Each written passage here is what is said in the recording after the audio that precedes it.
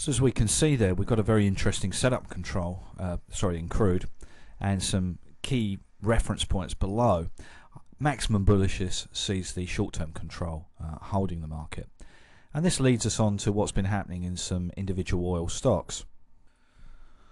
So now we can start looking at the normal daily charts as well. This is BP on a daily, oversold first thing, got slammed because they cut their dividend.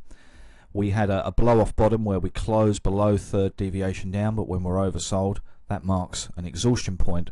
The following day was very interesting because we closed above 3 up, which is a definite signal that the trend is ended. We have then hit 3 up on Friday, but simply couldn't sustain it so far.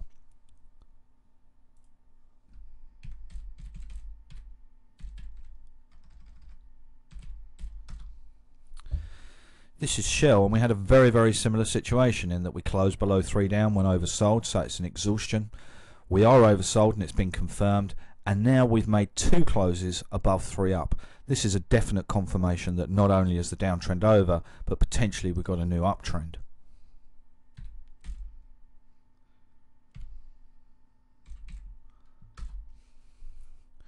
This is ExxonMobil in the States. And here we haven't had the same downside momentum, but we are oversold and we are going to get a peak out by the look of it. Before I move on to Chevron, this is just Tullow oil. I have to admit that I do have a position on this, so I'm talking my book a little bit. Interesting that it's had none of the weakness of the other oil stocks, and we've been in a fairly large sideways pattern, but after a close below 3 down, we closed back above 3 up. We touched it on Friday, and it looks as though it's very close to actually breaking out of that sideways position, formation. If we now move on to Chevron, this is very interesting in that we have a double peak out. So this is 2 of these purple lines. There is also the possibility that we'll get a triple peak out. Triple peak outs are extremely rare and normally very powerful. So I would look for the market to, at the very least, go sideways and unwind that situation. Once again, we've seen some reversal potential in that we hit 3 up on Friday, having not hit 1 down. And if we then look at the long-term distribution via market profile, this has the most interesting setup of all those oil stocks. I'm going back to January 04 in the previous distribution, and what's happened is we've come down to the long-term control point. On Friday, saw us hit sort of like the distribution low, the other side of control, and then we've closed back above it.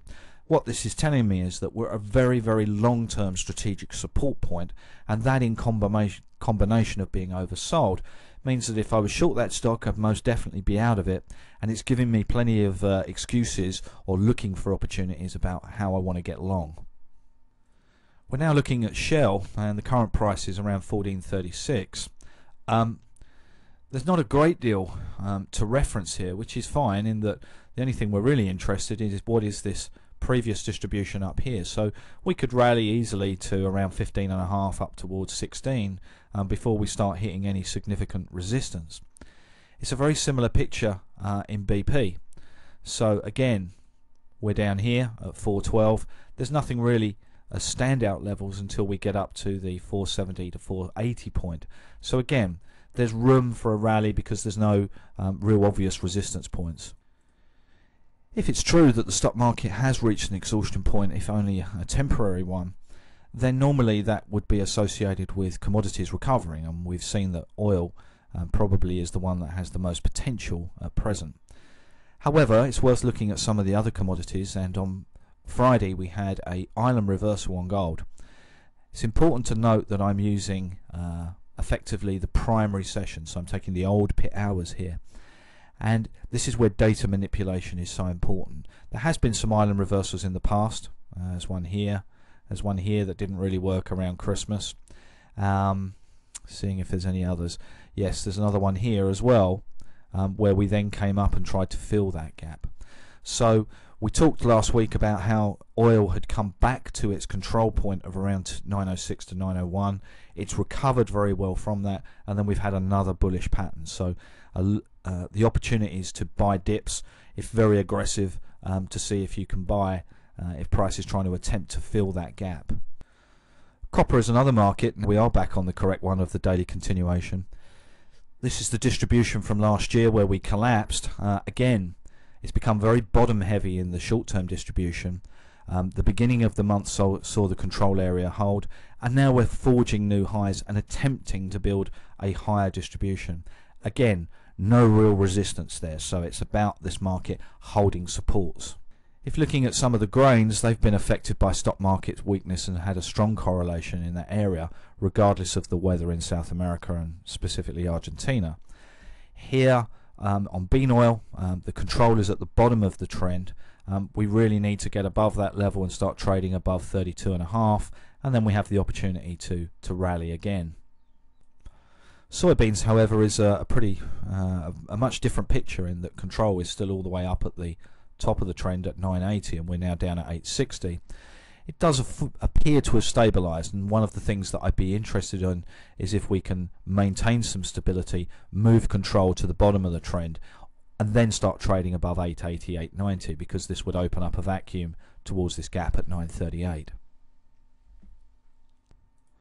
Finally, we're just going to look at dollar Canada, and this is just the report I wrote this weekend. One of the things that's been dominant of the dollar Canada over the last few weeks is its very, very strong correlation with the movement in the S&P.